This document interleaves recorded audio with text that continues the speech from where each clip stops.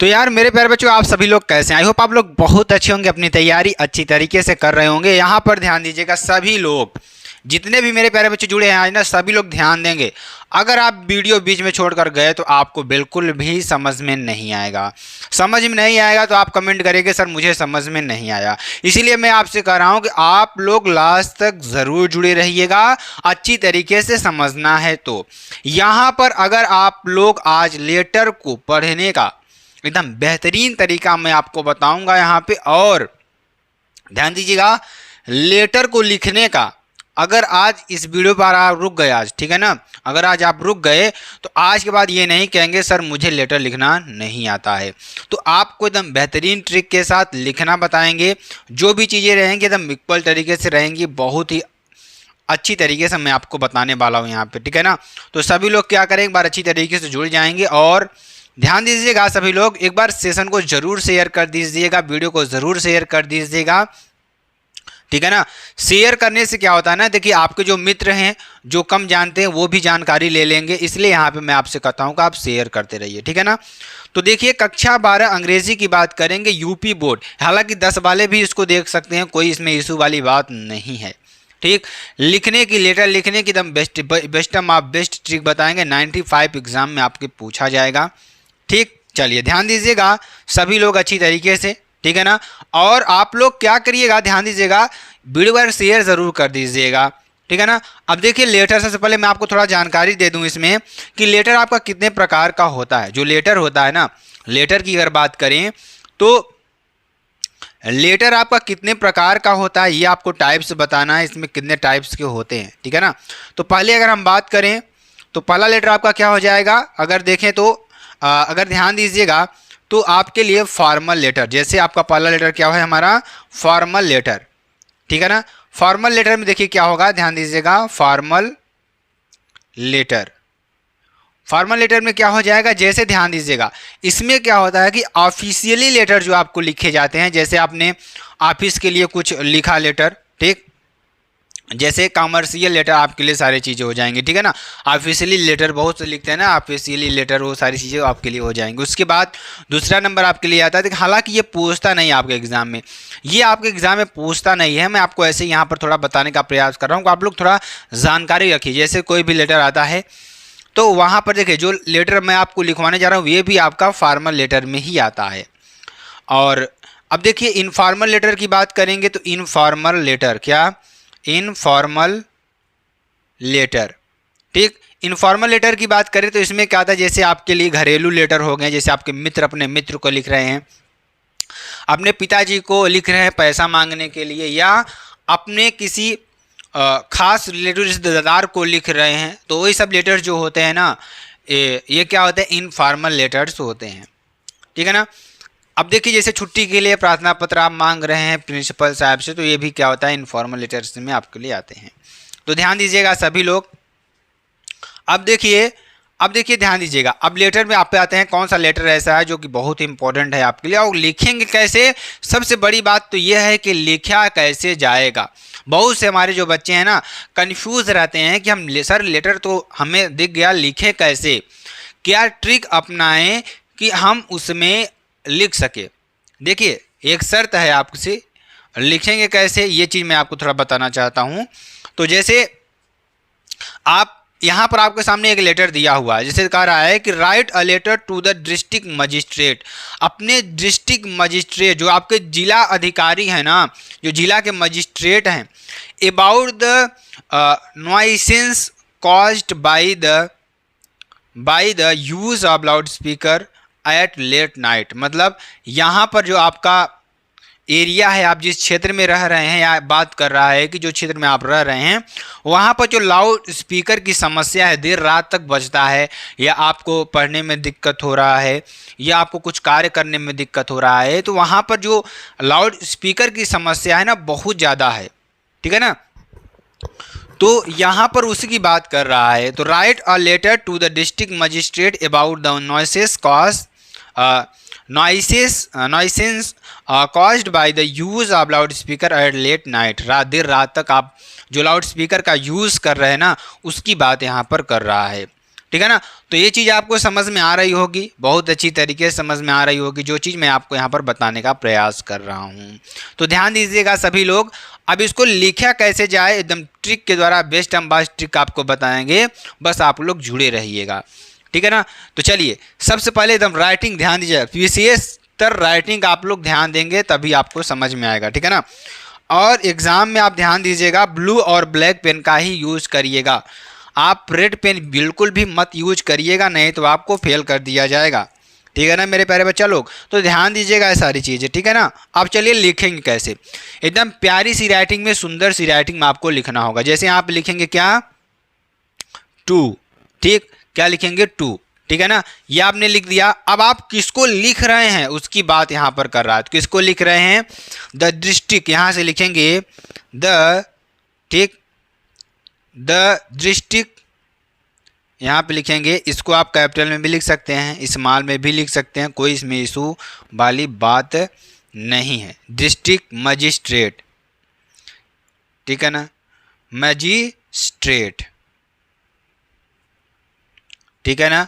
तो आप इस तरीके से लिख लेंगे जो कि आपके लिए बेहद इंपॉर्टेंट और बेहद ही महत्वपूर्ण है, ठीक।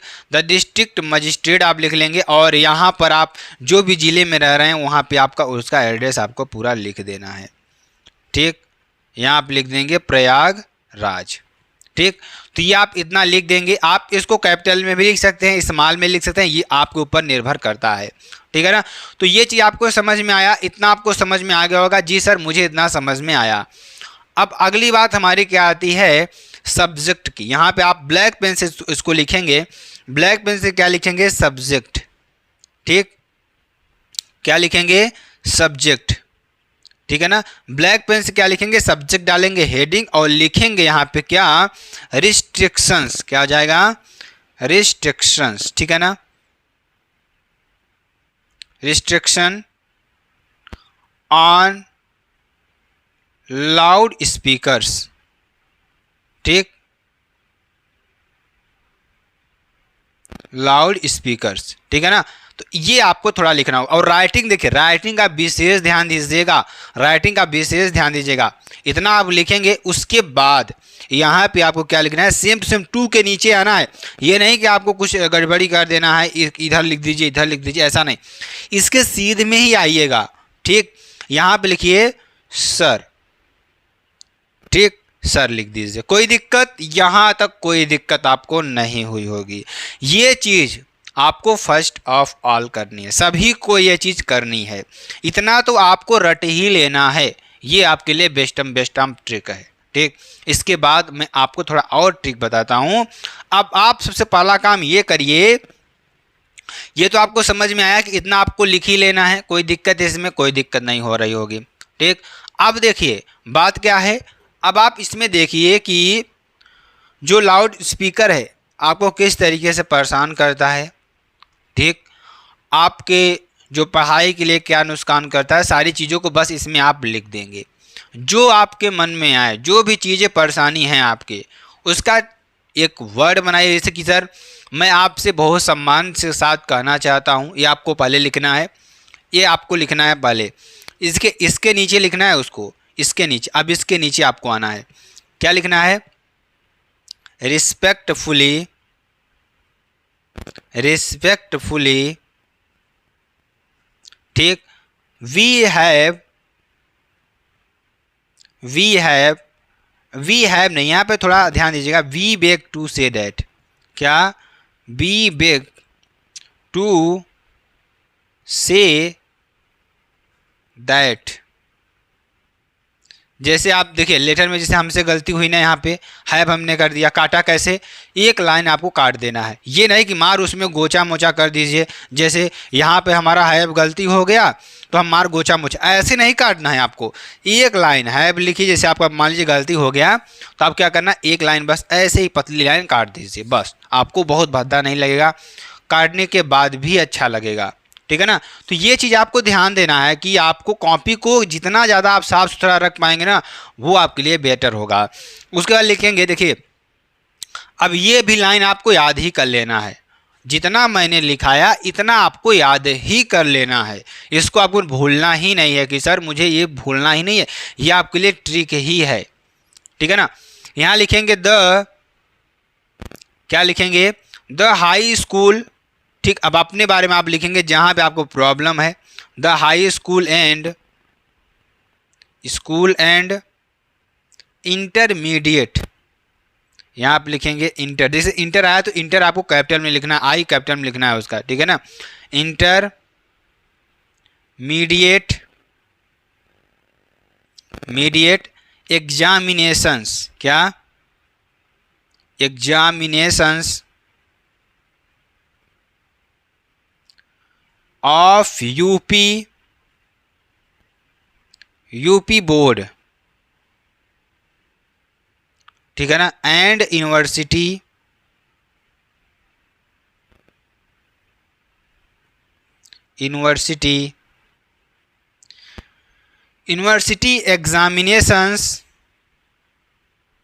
Examinations are at hand but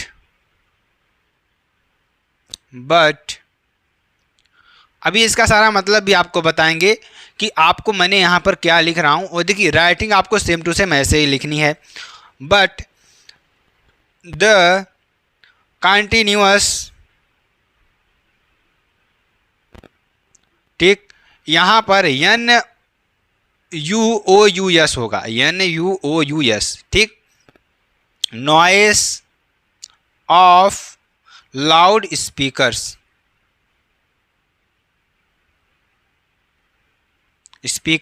does not allow us students to study peacefully।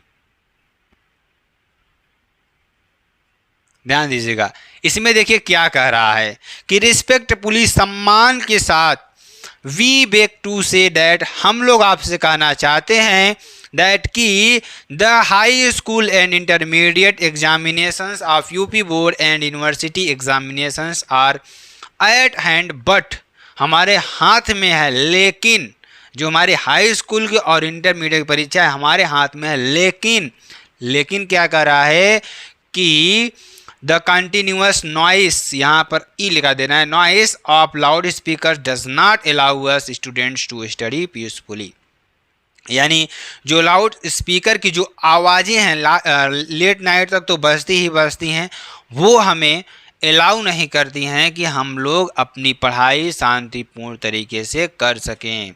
मतलब इसमें आप अच्छी तरीके से वो भी चीज़ें लिख सकते हैं कि ज़्यादा स्पीकर बजाने से क्या नुकसान है, कितना हमें डिस्टर्बेंस होता है, ये सारी चीज़ों को भी लिखना है आपको इसमें, ठीक है ना। जो भी आपकी परेशानी है इतना तो आपको सही लिखना है, इसके बाद तो एग्जामिनर समझ ही जाएगा कि हाँ बच्चे ने तो अच्छी से बनाया तो है, उसका जो प्रोफार्मा होता है वो तो बनाया तो है ना, तो ये चीज़ आपको ध्यान देना है, ठीक। उसके बाद लिखेंगे वी, ठीक, we students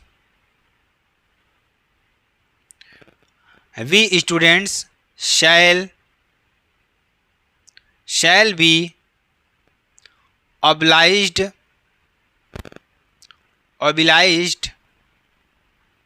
if you kindly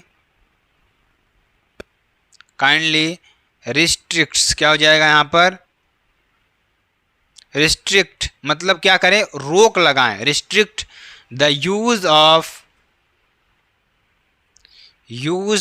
loud speakers during the examination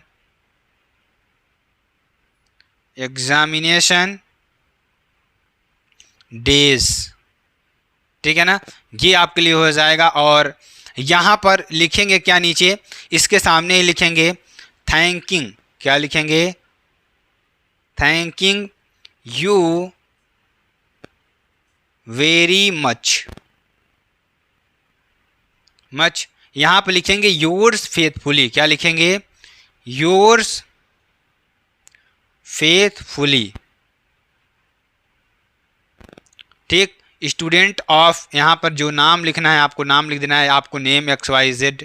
ठीक, आपकी जो कॉलोनी का नाम है आपको लिख देना है। ठीक, इतना आपको ऐसे ही लिखना है। तो ठीक है ना मेरे प्यारे बच्चों, आपको समझ में आया? मेरे प्यारे बच्चा लोग एक बार कमेंट करके ज़रूर बता दीजिएगा सर हाँ मुझे समझ में आया। तो फिर मिलते हैं नेक्स्ट वीडियो में नए टॉपिक के साथ, मज़ेदार टॉपिक के साथ। तब तक के लिए मेरे प्यारे बच्चों, जय हिंद, जय भारत। पढ़ते रहिए, खाते रहिए, स्वस्थ रहिए। ठीक है ना।